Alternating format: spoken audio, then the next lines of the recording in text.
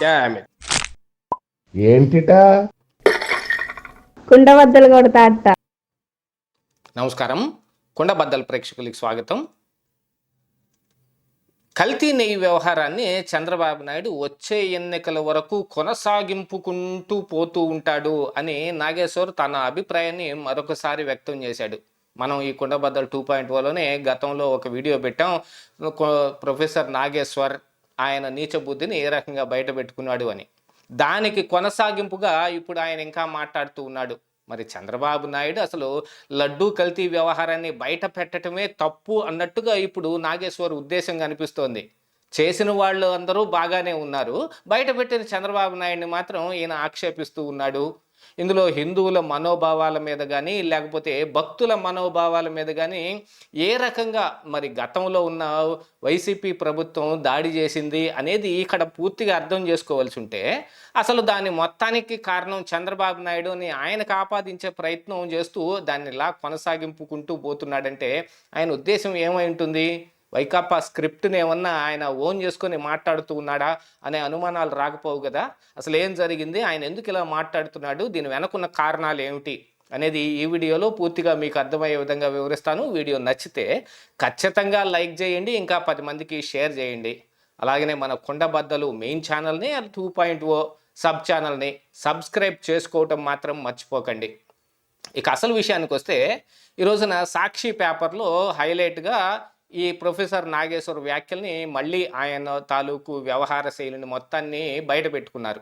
ఎందుకంటే సాక్షి గతంలో ఈ కల్తీ నెయ్యి మీద నాగేశ్వర్ గారు ఏం మాట్లాడుతూ ఉన్నారో ఆ వ్యవహారాన్ని మొత్తం సాక్షిలో వేసి ఇదిగో ప్రొఫెసర్ ఇలా అంటున్నారు అంటే, ఒక న్యూట్రల్ జర్నలిస్ట్ పేరుతోటి ఆయన మాట్లాడుతున్న మాటలు చంద్రబాబు నాయుడుకు వ్యతిరేకంగా ఉన్నాయి తెలుసా అని చెప్పే ప్రయత్నాన్ని వీళ్ళు చేస్తూ ఉన్నారు. అంటే ఇక్కడ ఇద్దరి మధ్య ఉన్న అండర్స్టాండింగ్ ఒక రకంగా కనపడుతూనే ఉంది. ఇందులో మరి సిబిఐ సిట్ క్లీన్ చిట్ ఇచ్చింది అని జగన్మోహన్ రెడ్డి చెప్పుకుంటుంది కానీ, వైసీపీ నాయకులు చెప్పుకుంటుంది కానీ, సాక్షి కూడా చెప్పుకుంటుంది కానీ, ఆ వ్యవహారం జోలికి ప్రొఫెసర్ నాగేశ్వర్ వెళ్ళడు. క్లీన్ చిట్ ఎక్కడిచ్చిందయ్యా మీకు అనే ప్రశ్న ఉండదు. కానీ జంతు కొవ్వు లేదని సిబిఐ సిట్ చెప్పింది కదా, ఇప్పుడేమంటారు అనే ప్రశ్న మాత్రమే వేస్తాడు. దాంతోపాటుగా ఆయనకి ఎవరో మరి టీడీపీకి సంబంధించిన వాళ్ళు లేకపోతే ఆ పేరుతోటి ఇంకెవరైనా ఫోన్లు చేశారో మనకు తెలియదు కానీ, ఆయన నాకు కొంతమంది ఫోన్లు చేసి బెదిరిస్తున్నారు, అందులో జంతు కొవ్వు కాదు ఇంకా పరమ నీచాతి నీచమైంది వేరే ఏదో కలిసిందని చెప్పమని బెదిరిస్తున్నారు.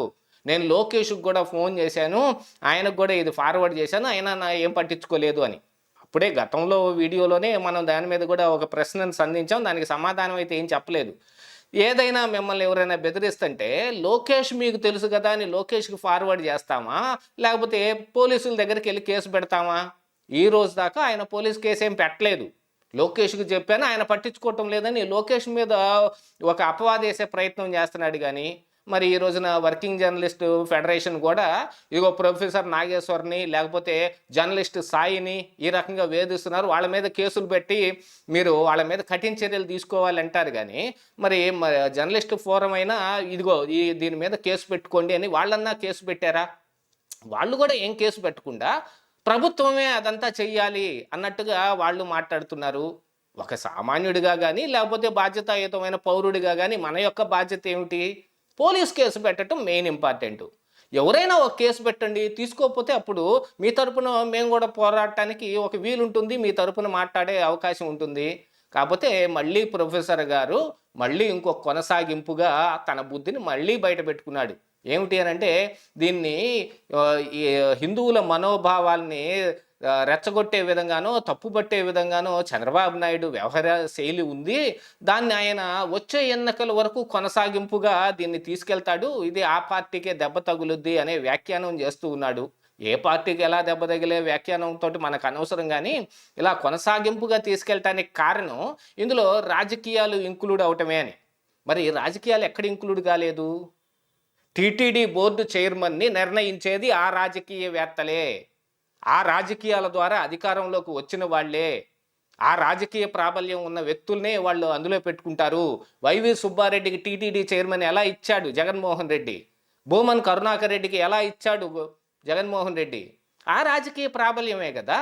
ఆ రాజకీయ ప్రాబల్యం అందులో ఇంక్లూడ్ అయింది కాబట్టి ఈ స్కాముల వెనక కూడా వాళ్ళే ఉంటారు కాబట్టి ఇందులో ఖచ్చితంగా రాజకీయాలే మాట్లాడాల్సిన అవసరం ఉంది.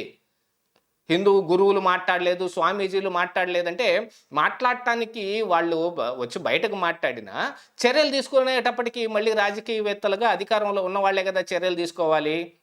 వాళ్ళు తీసుకునే ప్రతి చర్యని మనం రాజకీయం కిందే చూస్తాం. ఇందులో రాజకీయాలు లేనిది ఎక్కడ? అంతలావున ఈ అన్నిటి మీద మాట్లాడే ప్రొఫెసర్ గారికి ఈ మాత్రం అవగాహన లేకుండా పోయిందా? ఇదే ఈరోజు కుండబద్దలు.